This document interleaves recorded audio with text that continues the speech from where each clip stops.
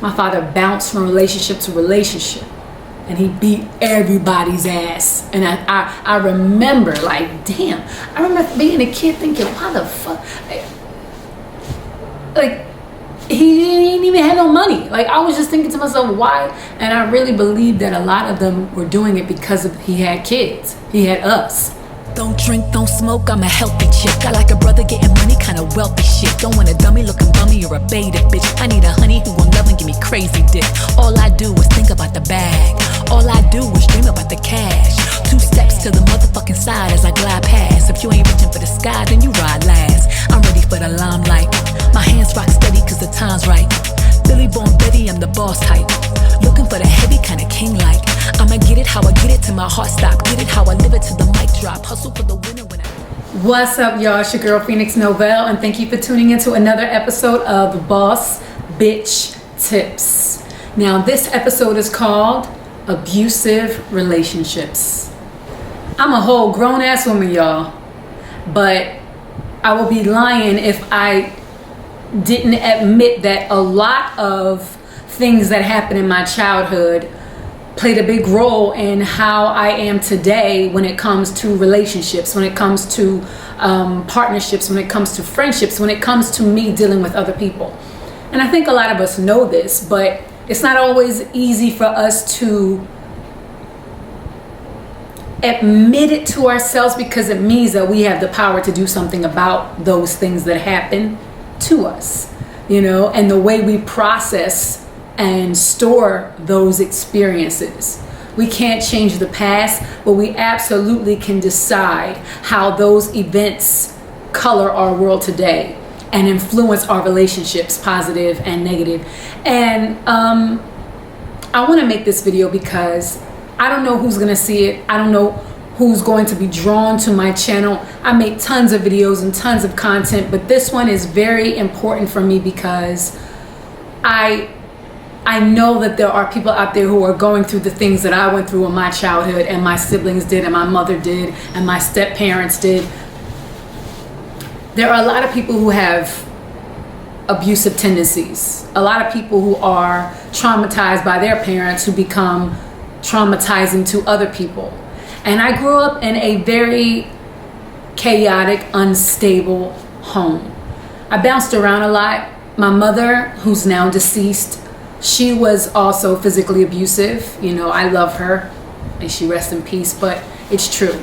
She had drug issues. She was also someone who beat us, you know, and I had to really come to terms with that reality, that was not okay, that what happened was not okay, that it wasn't our fault, and that there are a lot of people who don't know how to be parents, who don't know how to love their children the way that they should, the healthy, natural, nurturing way, who have kids and they procreate and they want to keep the kids. And a lot of kids are subject to abuse, and they don't always get a chance to talk through that shit or get therapy to deal with those effects. And so let's talk about it. It's not only parents, it's also husbands, wives, boyfriends, girlfriends, friends, you know, bosses sometimes. Abuse, it's not just physical, you know, and a lot of people believe that if they don't do this, but yet they do this, then it's better. Abuse is abuse, okay? Because just because I can see my wounds doesn't mean that the physical punches are more damaging than the emotional ones if somebody's always talking down on me or treat me like I ain't shit, right? My father, my biological father, was a very abusive man. He beat the hell out of us, my siblings and me, my step siblings, and he also beat my mother and other women who he dated. I didn't know and understand. I knew I didn't like it, but the fact that a lot of these women did not leave him, I think, was one of the biggest things that played a role in me being confused about what a healthy relationship should be. For a long time, I didn't think that it was right for him to put his hands on the woman, but in my mind, I guess I felt like, well, maybe that's what love can look like, right? Like maybe he loved them so much that that's how he took his frustration out, because of all the love. The point I'm saying is that me and my siblings witnessing this was damaging, because it was unhealthy. We were at an age where we absorbed everything. And the fact that these women, all of them, they stayed with him. They stayed in this relationship. I didn't ask. I didn't know why. I just know that one day he bust her in the damn head, and the very next day she's still laying up in bed with him. My brain couldn't comprehend it, other than say, well, that's just another aspect of what love can be. There is nothing loving about somebody putting their hands on you, talking down at you. That is unhealthy, that is abusive, that is traumatizing. It is toxic as hell. Love is not like that.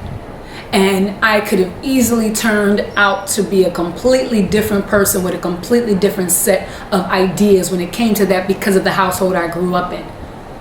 This video was for everybody who is me, everybody who was me, everybody who was dealing with an abusive family member, an abusive parent, an abusive partner. That shit is not okay.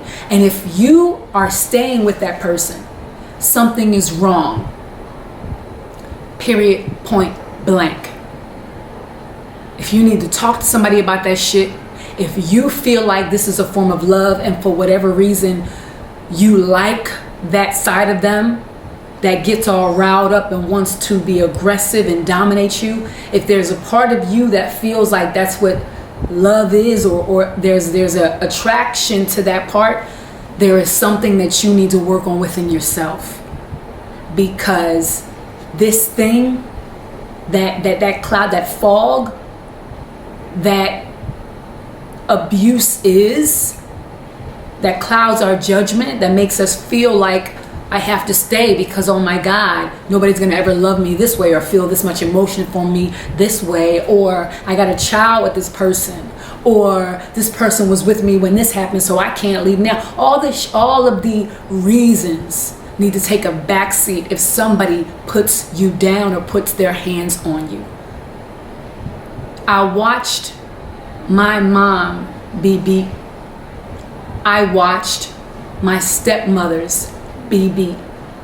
I watched my dad beat the shit out of my siblings for this small. One time I accidentally spilled, I was a little kid and I accidentally spilled some nail polish on the floor. My dad beat me like I stole something from the Pope. And I just didn't understand it, but I was terrified of that man. Terrified of that man. There was no room for love, you know? And this is something that I know so many people are dealing with. Fearfulness. I'm not talking about a healthy respect for your parents. I'm talking about scared shitless to make the wrong move, to turn the wrong way, because you know that anything could set them off. There are people like that who are parents, who are rearing kids, who are, you know what I mean, who are in the same household as these kids, who are impressionable, who need love, who need to understand healthy love, who need to understand how we should be and how to grow up, and to be around people who are abusive, who are neglectful, who are unhealthy. It's such a disservice. It's such a disadvantage.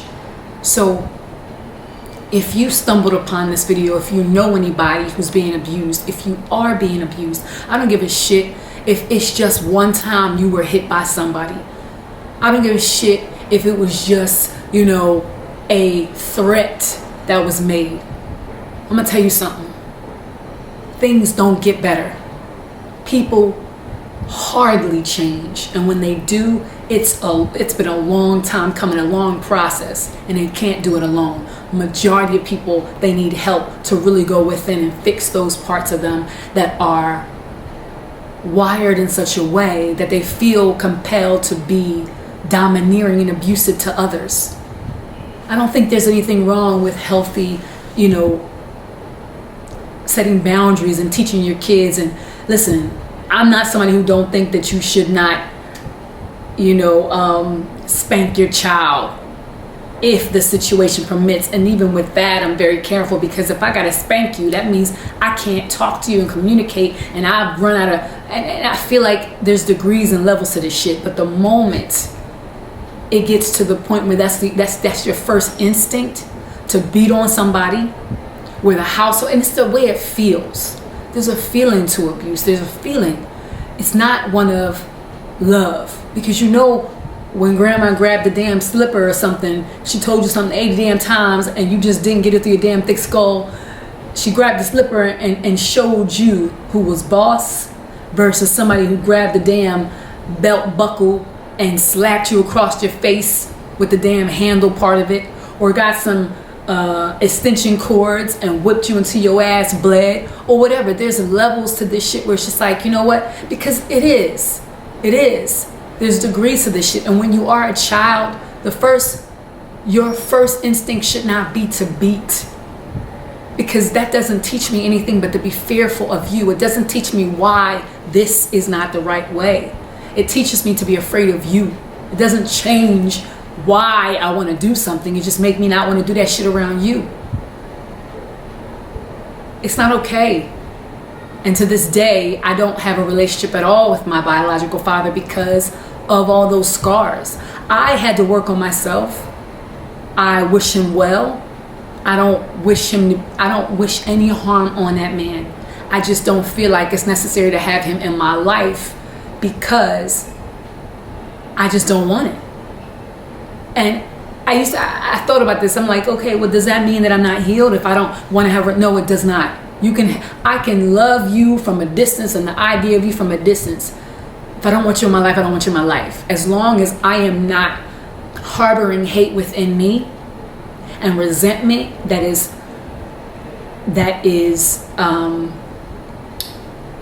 crippling me and giving me anxiety and making me have negative relationships with people that I can't even see the possibility of something healthy.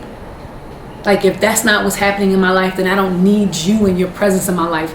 I don't need to sit down. I don't need it. Some people do, and that's for them, and that's fine. But I don't. So it's all about where you are right now. So like I said, this video is for everybody who was me, everybody who is me, everybody who is in a relationship with somebody who they fear or who they feel like has the potential to be this way, or who did something, who scares them, whatever. Get the fuck out of there now. Because if it's the right relationship, you will never be afraid. And I'm talking about parent, child, and I don't give a shit. Listen, I advise everybody, I don't care how old you are, if you're being abused, if you're being disrespected, if you're afraid, if something is wrong, you gotta talk to somebody. You gotta tell, because sometimes maybe we are very paranoid for no reason at all. But sometimes there is absolute reason for us to be cautious and nervous about somebody or a situation. So get help. It is not okay for nobody to disrespect you and put you down. I don't give a shit. You gotta work on yourself to figure out why you're attracted to those people if you're in a relationship with somebody like that. And if it's a parent, you got to talk to another family member. You have to have a conversation about it. Make it a situation. And don't be afraid of the consequences and repercussions, because guess what? What's worse is the years of abuse and silence. Suffering in silence by itself is worse. I remember I was hit so hard that I had this lump on my face by my father. And the next day in school, I wanted everybody to see it. I wanted everybody to see it so that somebody would ask me, and they did. And when they asked me, I told them everything. Because I knew something was wrong. I did not know what the color was. I mean, look, you see movies and TV shows all the damn time that shows you what a family should look like, right? Shows you, they don't show you people beating people's ass all the time. So I knew what the ideal family was like, but I knew mine was nothing like it. And I knew that he made me feel afraid.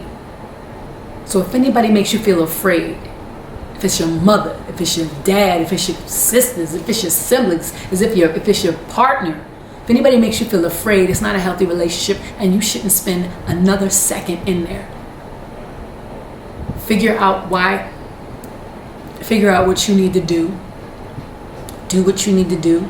Because if you're financially relying on somebody, you're already sinking, okay? The moment they show you a sign, I'd rather you take your ass to the shelter than to hold on to somebody who treats you disrespectfully, because it does not get better.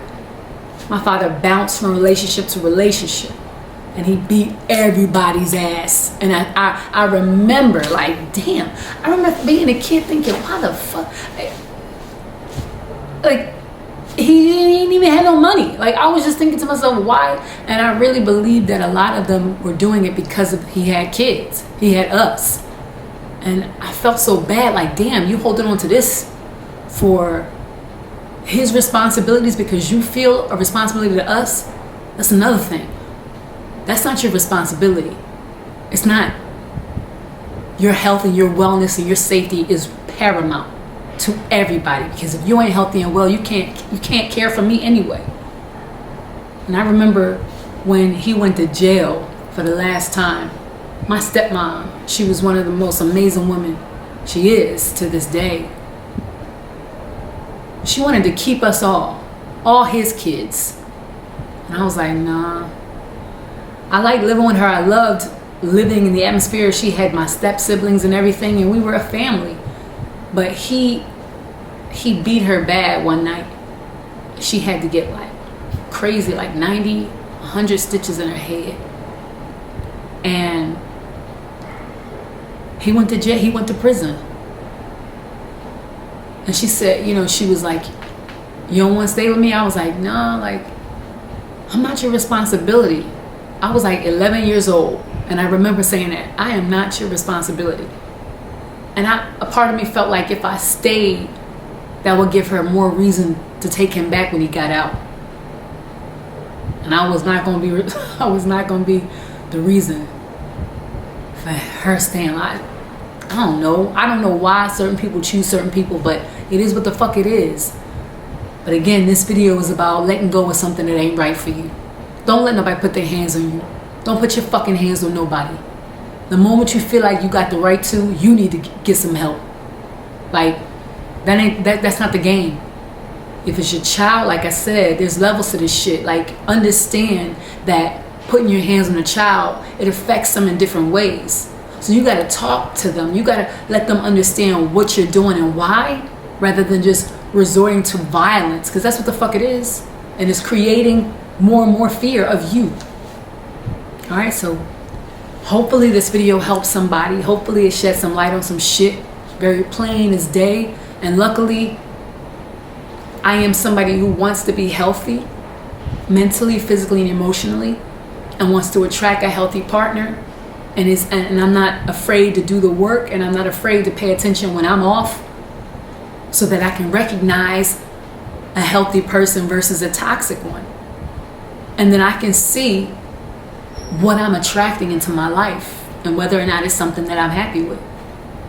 So I'm wishing the same for you guys. I pray that you all, anybody who watches this video, is healthy enough to know when something is right for them and something is wrong for them. And